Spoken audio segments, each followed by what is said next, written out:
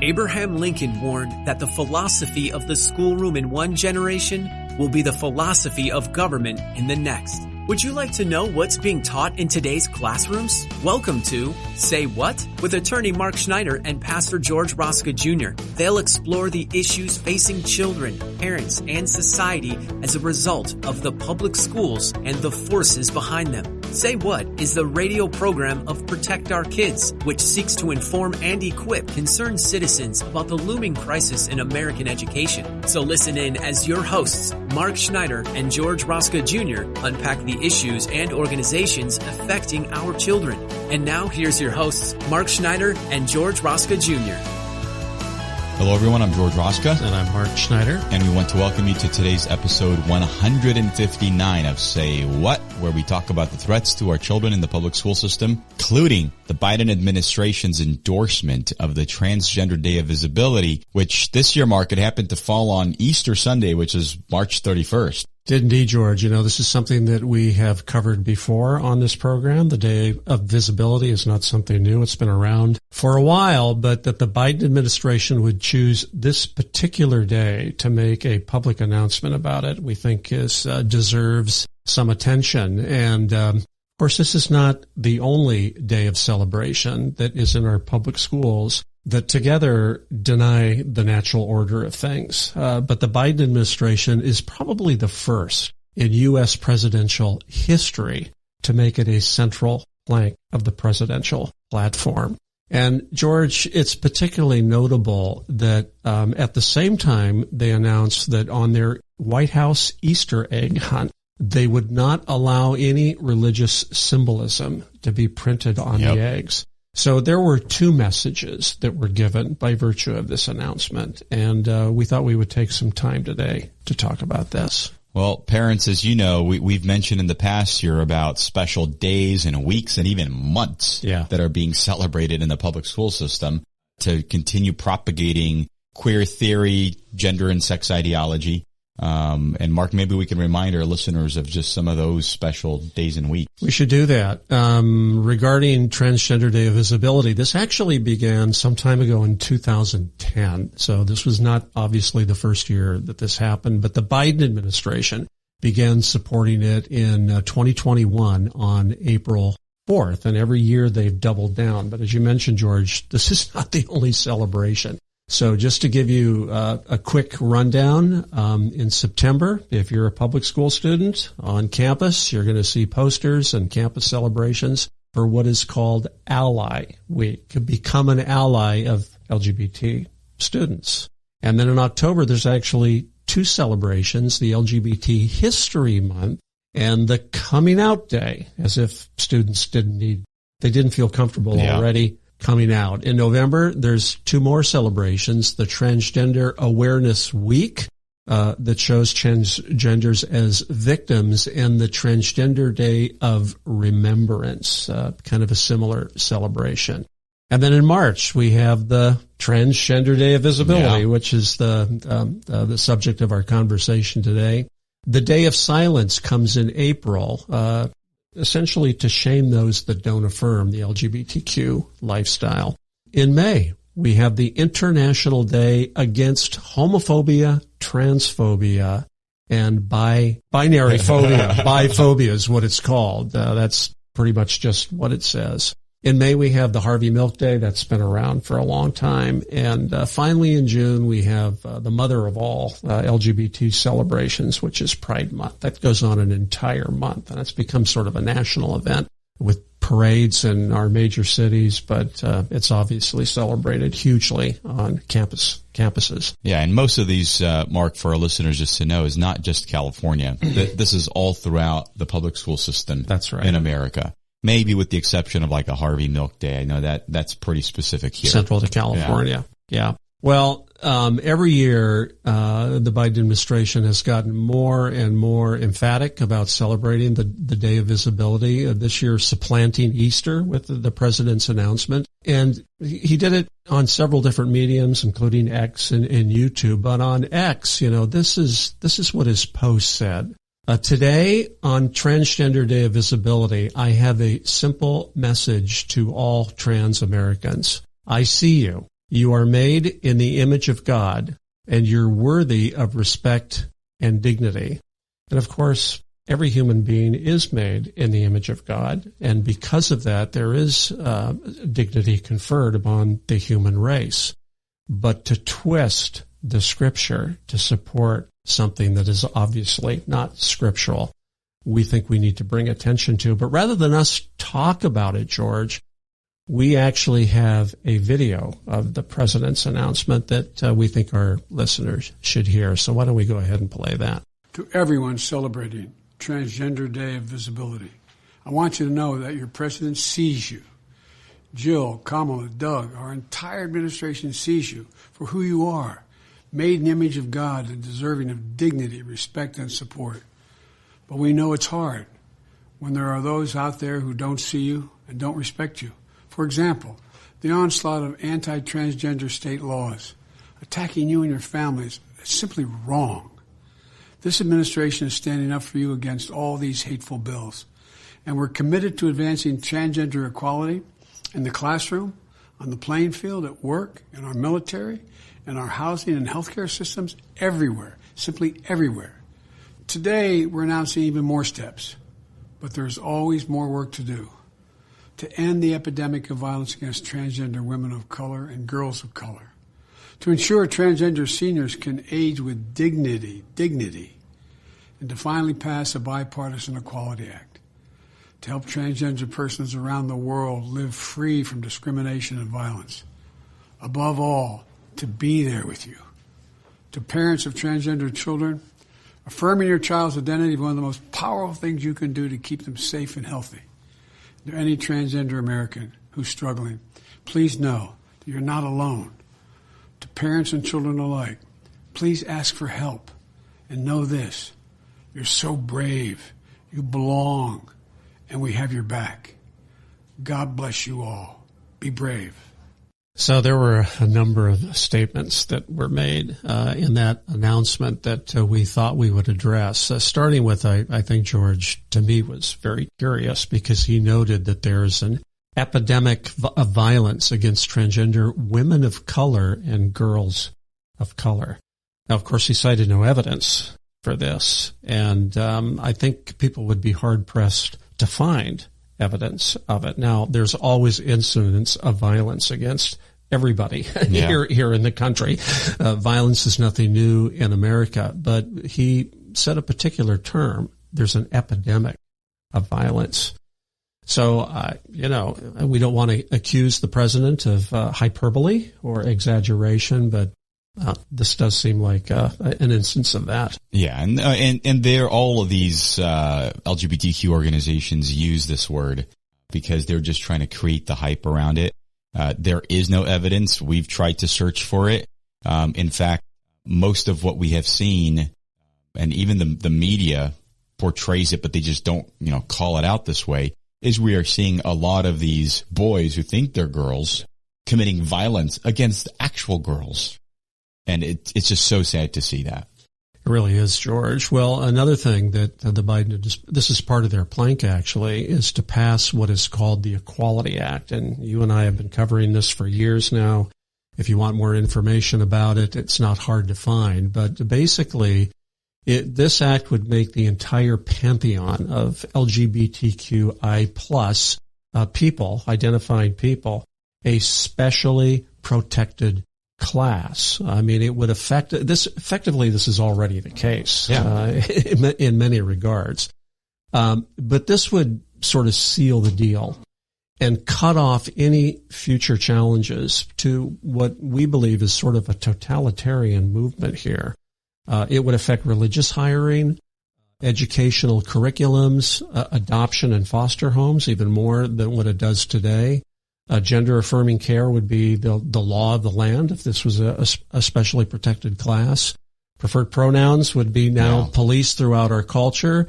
And you can expect that this movement has already started, but to be sure, licensing and accrediting organizations like school accreditations or licensing for professionals, whether it's doctors, lawyers, engineers, this would all be affected if the Equality Act were to be passed. So this is really serious. It hasn't been passed yet, and for good reason. But the Biden administration carries on as if it is the law. That's how they treat everything. They countersue, they sue, they do everything in their power just to continue bullying everyone as if this is reality. They really do. Well, a third statement he made is, to parents of transgender children, affirming your child's identity is one of the most powerful things you can do to keep them safe and healthy. Again, George, no facts to support this assertion were given, but this is just not the case. We have evidence to the contrary. We have plenty of evidence to the contrary, just to mention a few of them. In fact, this is just very recent evidence, and more evidence is coming out almost on a daily basis. Yep. Here's an example. The Mayo Clinic, now experts say puberty blockers can lead to a host of problem in kids who are taking these, including withering testicles, fertility problems, and now they're finding even cancer amongst trans kids who take them in the latest study to raise alarm about transgender medicine. The article that highlighted this said that the findings cast doubt on the reversibility of puberty blockers, a key claim of trans activists who promote the drugs, saying they only pause puberty and buy time for trans kids to make decisions about their gender. Instead, researchers say, puberty blockers hurt the development of testicles and sperm production in ways that are not fully reversible and could affect users' ability to have children when they grow up. And there's another study out of the Netherlands. Yeah, this one has tracked more than 2,700 children from the age of 11 to their mid-20s, and it asked them every 3 years of feelings about their gender. And the results showed that at the start of the research, around 1 in 10 expressed this gender a non-conforming or non-contentedness. They weren't content with who they were. Right. To varying degrees. But by the age of 25, just 1 in 25, that's 4% or less, said they often or sometimes were discontent with their gender. And more of these kind of reports are coming out where people are finally realizing that it's just a phase.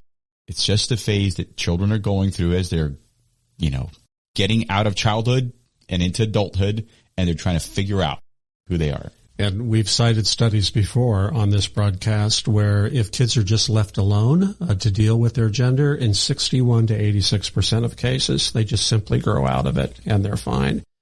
And George, we've often cited another famous statistics that's gone unrefuted that came out of Sweden, a huge longitudinal study that said the suicide rate of trans after they had fully transitioned, years after, is 19 times the general population. So this does not lead to healthy outcomes. And we also cited a study in the Wall Street Journal about the flood of mental health problems in emergency rooms that are tied to transgender phenomena. Yeah, I mean, this one was heartbreaking because imagine this when a child who's a biological boy or a biological girl goes into the emergency room, right? The doctor needs to know what they are, right? It can't say, these are my pronouns. Who cares about your pronouns? If a doctor is to legitimately treat you, right? And doses and the kind of medicine you prescribe and how often you prescribe it and what you do varies by biological sex. That's right. And this is where things get really crazy. In 2016, roughly 660 kids came to upstate Syracuse, New York, pediatric emergency department with psychiatric issues. 6 years later, that 660 number went to 3,000, an all-time high. Same thing with Texas Children's Hospital. 3 emergency departments across the Houston area now typically treat 400 to 500 kids a month for mental health issues compared with 40 to 50 in 2019. So, George, something is definitely wrong here. Definitely is. Dr. Stephen Levine, who once led the standard of care committee for WPATH, He resigned from his position after confronting the real-life data and tragedies of gender-affirming care. And in fact, more recently, we have seen some pretty atrocious videos coming out of, investigators who have been digging into WPATH and what this organization's all about. All of them are just activist organizations. They are not actually credible medical associations. Yeah, Dr. Levine is a world-renowned psychiatrist who is actively leading the Transgender Care Committee with WPATH. He resigned from that office after he saw the damage that was being done by gender-affirming care. And George, I just happened to see a couple of days ago a British study casting doubt on puberty blockers. So this is out of the UK. A 4-year study says there is no good evidence for giving transitioning drugs, adding to growing caution in U.S. and Europe. Out of London, the underlying medical evidence for gender treatments for adolescents is, quote, remarkably weak, according to a landmark review commissioned by the UK's National Health Service that questioned why drugs suppressing puberty had been allowed to be prescribed so widely. Well, Harvard and Johns Hopkins, they came out with a study as well that showed sex change surgeries have risen 4-fold across 14 years from the year 2000 to 2014. What is driving that? Yeah, I wonder. I mean, Abigail Schreier in her book Irreversible Damage called this a social contagion. Far from facing an epidemic of violence, it's now cool for kids to come out, and they're promoted to do that in the public school system where they get medical intervention. And so there's no surprise here that we're seeing a rise in these numbers, but the outcomes have not been good. That same study that you just mentioned out of Johns Hopkins shows in 54% of the times there are complications after vaginal reconstruction surgery. So these are people that are going all the way. They've been on puberty blockers, then they get on cross-sex hormones, and then ultimately they end up having surgery. And these surgeries are not without problems. In over half the cases now, they're having problems. Of patients who go under the knife, how many have had genital surgery? 84% actually have this done. How many complications there are? In penis reconstruction surgery, 64% have post-op problems with this. So not going well, George, not going well. But President Biden keeps on encouraging people, saying, go ahead and do this stuff, harm yourself because you're brave. And that is the wrong message for a president to be saying to the public when we have study after study after study that shows this. This isn't about being courageous. But unfortunately, I'm sure that the LGBT community has taken this video and blasted it everywhere saying, our president sees us. And it's going to continue fueling the flames of the social contagion. And it's working in terms of convincing more and more kids to turn to this worldview. A study out of UCLA by the Williams Institute said that 1 in 4 adolescents now identify as a non-binary gender. Gallup went even further, saying 1 in 3 identify as non-binary.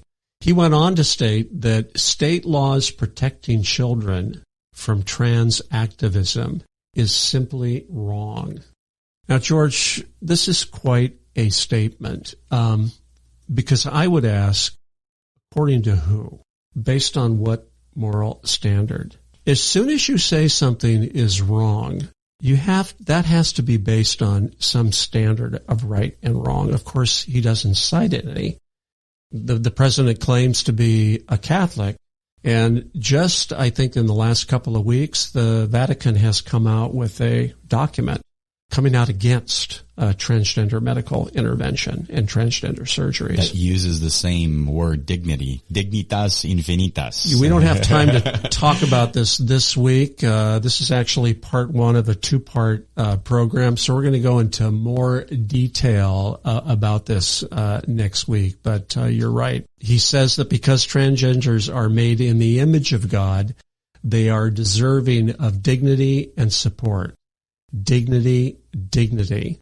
Appeals to dignity are not new, but these appeals have actually a notorious history in American legal culture, and that's something that we're going to talk about next week in part 2 of this broadcast, which George brings up another point that we need to make. As our non-podcast listeners may know, Say What, which is the name of this program, has been broadcast in San Diego County with Salem Radio for the last 3 years now.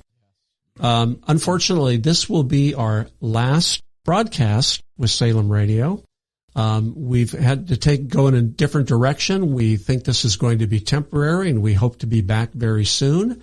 But we wanted to let our listeners know that they can still find us. These podcasts are going to continue on all the major podcasting platforms. So if you just go search for Protect Our Kids on these platforms, you will be able to find us, and we will continue producing these programs on a weekly basis. So, and we're actually continuing our partnership with Salem. It's not, we're not severing it. We're just taking it in a different direction, and they're going to be supporting us with that. That they are indeed, and we hope very good things are going to come from that. So, we want to thank our partners at Salem Radio. They have absolutely been wonderful. Yes. We look forward to the continuing partnership with them. They've been fantastic. So, well, George, I think we're about out of time. About out of time, but we want to continue to encourage our listeners to go on our website. And another big announcement is that our website's getting simplified. You don't have to go now to protectourkidsnow.org. You can just go to POK.org. Please remember that. That should be very easy to remember. POK.org is now our URL, so it should be very easy to find that and to remember us. And we hope you'll take advantage of that. Not only that, but if you're not a subscriber to our website, please go to that website, scroll down to the bottom, and subscribe, because we have a weekly expose that comes out. That if you like the content of these programs, you'll get a steady diet of it on a weekly basis. And we know parents are very busy, and you get bombarded with information from left and right. So the last thing we want to do is you getting a daily email from POK. It's just one weekly email that tries to summarize the top 3 to 5 pieces of news that is important for a parent to know when it comes to their children in the public school system. And so we share that, and you can open up those links very easily. Also, we have a lot of valuable information on our website with regards to the triple threat videos that we've created on this, on all these topics. There's also a speaker button. If you want to request a speaker, Mark and I will be more than happy to join your parent group, either a small group at your church or come into your church as well and do a full-on conference or presentation on these topics. So please do that. We're also on all of the major social media places like Twitter, or formerly Twitter, now X, Instagram, Facebook. And so go ahead and share all of those with your family and friends. But we will see you here next time on Say What. You've been listening to Say What, the radio ministry of Protect Our Kids, where they seek to inform and equip concerned citizens about the crisis in American public education and the forces working against our children. Join us at this same time every Saturday as attorney Mark Schneider and Pastor George Rosca Jr. unpack the issues so that we can better safeguard our nation's children. And join Mark and George right here next week at this same time for another episode of Say What.